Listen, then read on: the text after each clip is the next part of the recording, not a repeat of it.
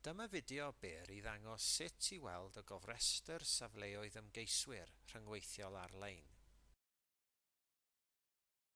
Cliciwch ar y ddolen Gweld pob safle i agor y map rhyngweithiol.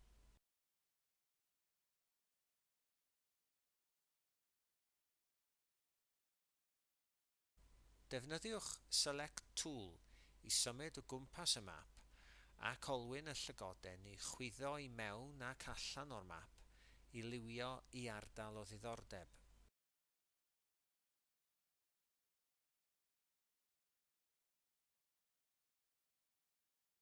Defnyddiwch Select Tool a chliciwch ar bolygon i weld manylion safle penodol.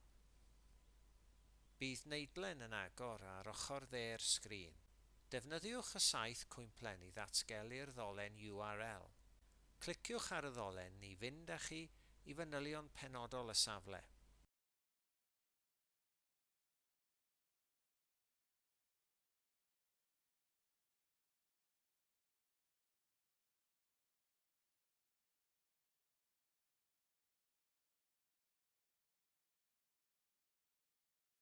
Mae'r map rhyngweithiol hefyd wedi'i ddadilfennu yn ôl ardal, fel y dangosir yma.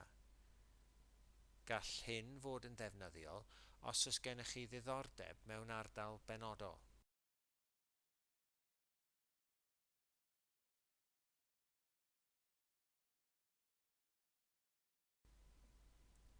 Diolch.